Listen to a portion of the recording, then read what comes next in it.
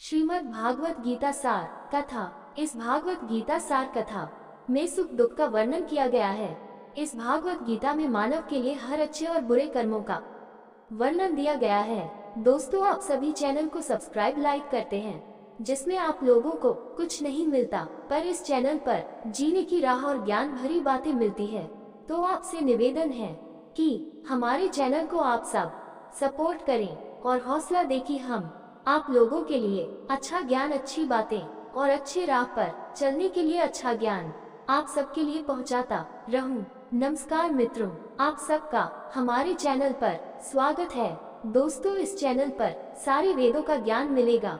भगवद गीता अध्याय 12 श्लोक 1। अर्जुन उवाच एवं सततयुक्ता ये भक्तास्त्वं प्युपास्ते ये चाप्यक्षरम व्यक्तम तेषां के योग वित्तमा। अर्जुन उवाच एवं सततयुक्त ये भक्तास्त्वां पर्युपास्ते चाप्य अक्षरम अव्यक्तम तेषां के योग वित्तमा।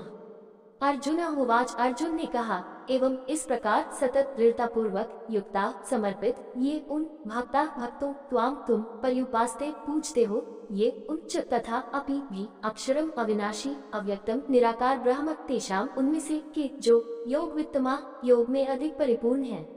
अर्जुन उवाच एवं सतत युक्त ये भक्त त्वं पर्युपास्ते चाप्य अक्षर अव्यक्तम तेषां के योग वित्तमा। अनुवाद। अर्जुन ने पूछा, जो लोग आपके साकार रूप में दृढ़ निष्ठा रखते हैं और जो निराकार ब्रह्म की पूजा करते हैं, उनमें से आप किसे योग में अधिक निपुण मानते हैं। पिछले अध्याय में अर्जुन ने भगवान के विराट रूप को देखा था, जो पूरे ब्रह्मांड को अपने में समाहित करता है। इसे देखने के बाद उसने भगवान को उनके सगुण गुण और लीलाओं सहित साकार रूप में देखना पसंद किया। इसलिए अब वह इस बात को लेकर उत्सुक है कि कौन अधिक उत्तम है, वे भक्त जो भगवान के साकार रूप की पूजा करते हैं या वे जो निराकार ब्रह्म की पूजा करते हैं। अर्जुन के प्रश्न से एक बार फिर यह पुष्टि होती है कि ईश्वर के दोनों रूप हैं, सर्वव्यापी निराकार ब्रह्म और साकार रूप। जो लोग कहते हैं कि ईश्वर साकार रूप धारण नहीं कर सकता, वे उसे सीमित करते हैं, और जो लोग कहते हैं कि ईश्वर केवल साकार रूप में ही विद्यमान है, वे भी उसे सीमित करते हैं। ईश्वर पूर्ण और संपूर्ण है, इसलिए वह निराकार भी है और साकार भी है। हम व्यक्तिगत आत्माओं के व्यक्तित्व में भी दोनों ही पहलू हैं।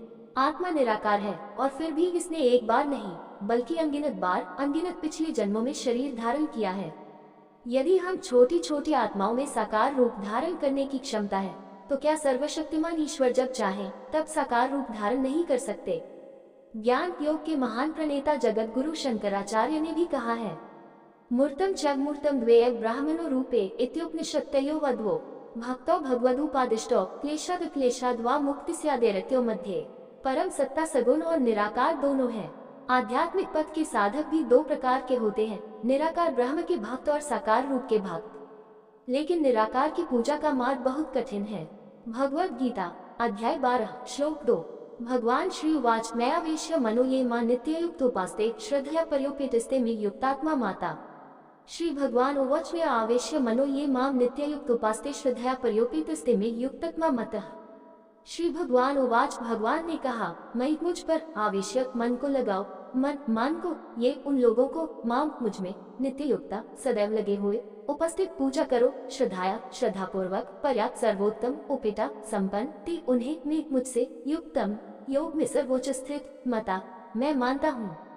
श्री भगवान उवाच मैं आवेश्य मनो ये मम नित्य युक्त उपास्ते श्रद्धया पर्योपेतस्ते में युक्तत्मा मतः।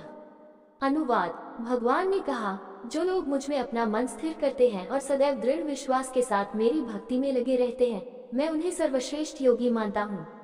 ईश्वर को अलग अलग निकटता से महसूस किया जा सकता है। इसे एक उदाहरण से समझते हैं। मान लीजिए आप रेल की पटरी के पास खड़े हैं।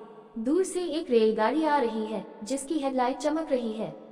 आपको ऐसा लगता है जैसे कोई रोशनी आ रही है। जब रेलगाड़ी करीब आती है तो आपको रोशनी के साथ साथ एक झिलमिलाता हुआ रूप भी दिखाई देता है। अंत में जब वह सामने प्लेटफॉर्म पर आकर खड़ी होती है तो आपको एहसास होता है, ओह, यह एक रेलगाड़ी है। मैं इन सभी लोगों को अपने डिब्बों में बैठे और अपनी खिड़कियों से बाहर झांकते हुए देख सकता हूँ। वही रेलगाड़ी दूर से एक रोशनी की तरह लग रही थी। जैसे जैसे वह करीब आती गई, उसे रोशनी के साथ साथ एक झिलमिलाता हुआ रूप भी दिखाई देने लगा। जब वह और भी करीब आई तो आपको एहसास हुआ कि यह एक रेलगाड़ी है। रेलगाड़ी वही थी, लेकिन उसके करीब जाने पर उसके आकार, रंग, यात्रियों, डिब्बों, दरवाजों और खिड़कियों जैसे विभिन्न गुणों के बारे में आपकी समझ बढ़ती गई। इसी तरह भगवान परिपूर्ण और पूर्ण हैं और असीमित शक्तियों के स्वामी हैं। उनका व्यक्तित्व दिव्य नामों, रूपों, लीलाओं, गुणों, सहयोगियों और निवासों से परिपूर्ण है। हालांकि उन्हें निकटता के विभिन्न स्तरों में महसूस किया जाता है, जैसे कि ब्रह्म ईश्वर की निराकार सर्वव्यापी अभिव्यक्ति, परमात्मा सभी जीवित प्राणियों के हृदय में विराजमान सर्वोच्च आत्मा, व्यक्तिगत आत्मा से अलग, और भगवान ईश्वर की व्यक्तिगत अभिव्यक्ति जो पृथ्वी पर उतरती है। भागवतम में कहा गया है, वदंती तत्त्वविदस्तत्त्वं यज्ञानमद्वयम् ब्रह्मेति परमात्मेति भगवानेति शब्दते 1.2.11।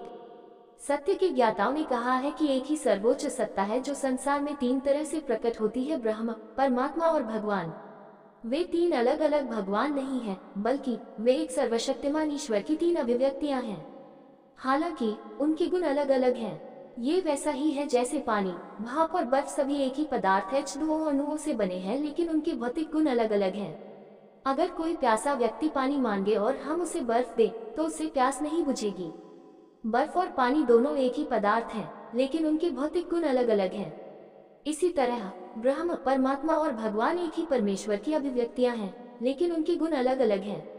ब्रह्म ईश्वर का सर्वव्यापी रूप है जो सर्वत्र विद्यमान है। श्वेताश्वतर उपनिषद में कहा गया है, एको देव सर्वभूतेषु भू सर्वव्यापी सर्वभूतांतरात्मा 6.11।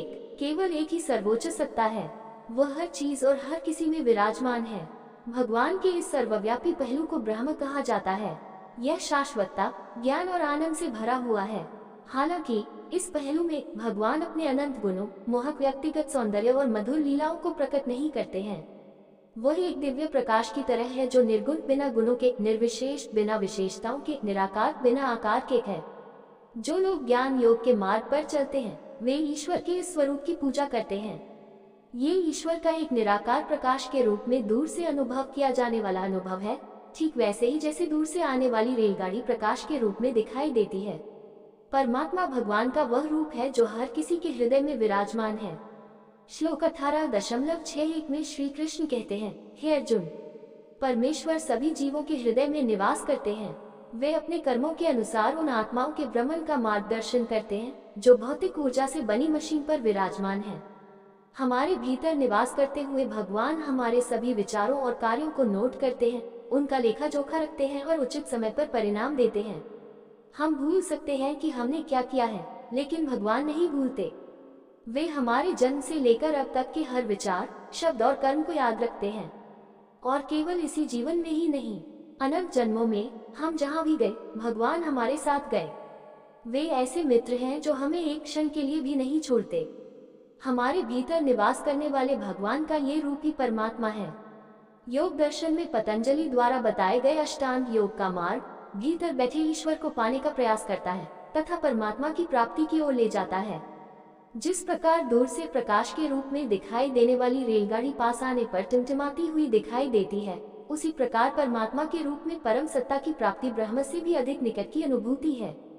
भगवान ईश्वर का वह रूप है जो साकार रूप में प्रकट होता है। श्रीमद्भागवतम में कहा गया है, कृष्ण मैन आवेहि त्वम आत्मानम अखिलात्मनाम जगत गीताया सोप्यत्र देहिवा भाति मया 10.14.55। परमेश्वर जो सभी आत्माओं की आत्मा है, वह जगत के कल्याण के लिए श्री कृष्ण के रूप में अपने साकार रूप में पृथ्वी पर अवतरित हुए हैं। इस भगवान रूप में भगवान अपने नाम, रूप, गुण, धाम, लीला और सखाओं की सारी मधुरता प्रकट करते हैं। ये गुण ब्रह्म और परमात्मा में भी विद्यमान हैं, लेकिन वे अव्यक्त रहते हैं। जैसे माचिस की तीली में आग अव्यक्त होती है और केवल तभी प्रकट होती है जब उसे माचिस की तीली पर जलाया जाता है। इसी प्रकार भगवान रूप में भगवान के व्यक्तित्व की सभी शक्तियां और पहलू जो अन्य रूपों में अव्यक्त हैं, प्रकट हो जाते हैं। भक्ति का मार्ग भगवान के स्वरूप में परम सत्ता की प्राप्ति की ओर ले जाता है। ये भगवान की निकटतम अनुभूति है। जैसे कि एक रेलगाड़ी का विवरण तब दिखाई देने लगता है जब वह आकर देखने वाले के सामने रुकती है। इसलिए श्लोक 18.55 में श्री कृष्ण कहते हैं, केवल मेरे प्रति प्रेमपूर्ण भक्ति से ही व्यक्ति जान सकता है कि मैं वास्तव में कौन हूँ।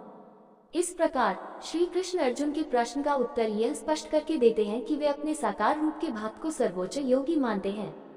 भगवद गीता अध्याय 12 श्लोक 3-4। जो लोग अविनाशी, अवर्णनीय, अव्यक्त की पूजा करते हैं, सर्वव्यापक एवं अकल्पनीय, अव्यक्त, गतिशील, शाश्वत, इंद्रिय व्याकरण को वश में करके वे सर्वत्र समुचित रहते हैं, वे सभी प्राणियों के कल्याण के लिए समर्पित होकर मुझे ही प्राप्त करते हैं।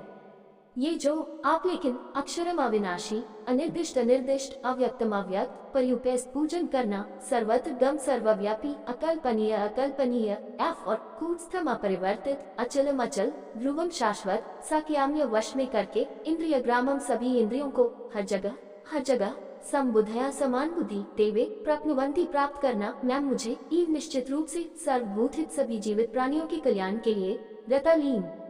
अनुवाद। लेकिन जो लोग अपनी इंद्रियों को निग्रह करके सर्वत्र संभाव से मेरे परम सत्य, निराकार, अविनाशी, निर्वचनीय, अव्यक्त, सर्वव्यापक, अकल्पनीय, अपरिवर्तनीय, शाश्वत और अचल रूप की पूजा करते हैं, वे सभी जीवों के कल्याण में संलग्न रहकर मुझे प्राप्त करते हैं। ऐसा कहने के पश्चात कि उनके साकार रूप की पूजा करना उत्तम है, अब श्री कृष्ण ये स्पष्ट करते हैं कि वे उनके निराकार रूप की आराधना को अस्वीकृत नहीं करते। वे जो उनके सर्वव्यापक, अनिर्वचनीय, अव्यक्त, अचिंतनीय, अचल, शाश्वत ब्रह्म के स्वरूप पर समर्पित होते हैं, वे भी भगवान को पाते हैं। पृथ्वी पर अनंत प्रकृति वाले जीव हैं। जीवों की विविध प्रकृति की रचना करने वाले भगवान का व्यक्तित्व भी अनंत रूपों का स्वामी है। अपनी सीमित बुद्धि के कारण हम भगवान की अनंत अभिव्यक्तियों को श्रेणियों में वर्गीकृत करते हैं। तदनुसार वेद व्यास ने भगवान की अनेक अभिव्यक्तियों को ब्रह्म, परमात्मा और भगवान के रूप में 3 श्रेणियों में वर्गीकृत किया है, जिसका उल्लेख पिछले श्लोक में भी किया गया है। कोई भी व्यक्ति इन रूपों में से किसी एक रूप की पूजा कर सकता है, किंतु किसी को ये दावा नहीं करना चाहिए कि भगवान के किसी एक रूप की अवधारणा ही दोषरहित है और अन्य दोनों में से कोई एक त्रुटिपूर्ण है।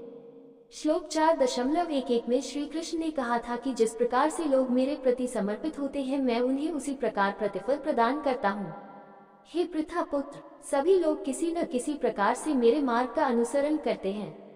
यहाँ श्री कृष्ण पुष्टि करते हैं कि उनके निराकार रूप की उपासना करने वाले उपासक भी उन्हें पाते हैं, क्योंकि उनकी इच्छा परम सत्य भगवान की निर्गुण और निर्विशेष अभिव्यक्ति के साथ एकीकृत होने की होती है। इसलिए भगवान उन्हें अव्यक्त, सर्वव्यापक ब्रह्म के रूप में मिलते हैं। दोस्तों, आपसे निवेदन है कि हमारे चैनल को आप लोग सपोर्ट करें।